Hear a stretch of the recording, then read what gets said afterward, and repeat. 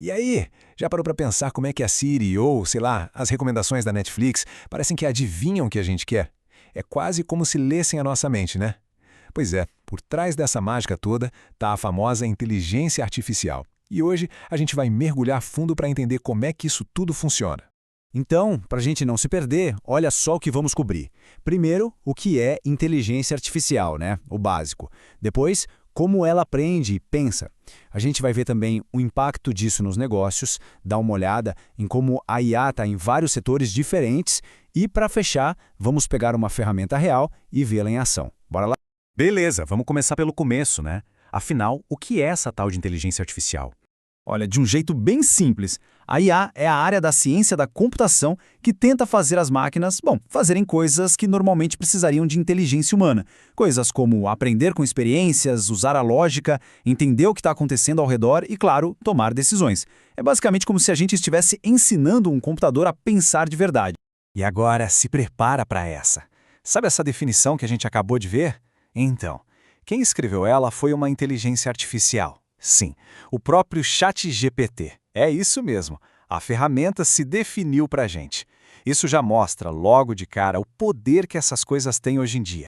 E é super importante a gente entender que existem basicamente dois tipos de IA. A que a gente usa no dia a dia é a chamada IA fraca ou restrita. Pensa nela como uma especialista. Ela é ótima numa tarefa específica. A Alexa é perfeita para tocar música, a Netflix para recomendar um filme, mas só isso. Agora, a IA forte, essa é outra história. É a ideia de uma IA que poderia fazer qualquer tarefa que um ser humano faz. Por enquanto, isso aí ainda é coisa de filme de ficção científica.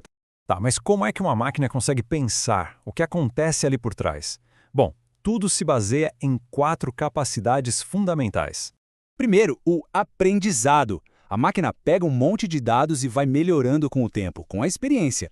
Depois, vem o raciocínio, que é usar a lógica e as regras para resolver problemas. Aí tem a percepção, que é a habilidade de entender o mundo, sabe? Interpretar imagens, sons, textos, tipo o reconhecimento facial do celular. E por último, a interação, que é como os assistentes virtuais e chatbots conversam com a gente de um jeito que soa natural. Juntando esses 4 bloquinhos, a gente tem a base de qualquer sistema de... Ok, a gente já entendeu a teoria, mas e na prática? Qual é o impacto real disso tudo no mundo dos negócios? Porque no fim das contas, o que as empresas querem saber é isso, o que isso traz de resultado de verdade. E olha, os números falam por si sós. E os resultados são gigantescos. Dá uma olhada nisso. 63% das empresas que usam IA viram a receita crescer. 44% conseguiram reduzir custos. E 54% viram a produtividade simplesmente disparar. Ou seja, o recado é muito claro. IA não é mais papo de futuro, não. Já é uma peça-chave para os negócios hoje. E o mais interessante é que esse impacto não está restrito a um tipo de empresa ou indústria. A IA está literalmente revolucionando todos os setores que a gente possa imaginar. Pensa só, na área da saúde, ajuda a encontrar doenças muito mais cedo. No setor financeiro, pega a fraude em tempo real, uma coisa super difícil. No transporte, é o cérebro por trás dos carros autônomos e daquela rota super otimizada do aplicativo de entrega. E claro, no atendimento ao cliente, com aqueles chatbots que resolvem nossos problemas. A revolução está em todo lugar mesmo. Para a gente deixar tudo isso ainda mais concreto, vamos pegar um exemplo do dia a dia e analisar como uma dessas ferramentas modernas de IA realmente funciona na prática. Vamos dar uma olhada no Gemini, a IA do Google. Ele é um exemplo perfeito de como aquelas 4 capacidades que a gente falou antes, aprendizado, raciocínio, percepção e interação, se unem para criar uma ferramenta super poderosa. E o que ele faz na prática é de cair o queixo. Imagina só.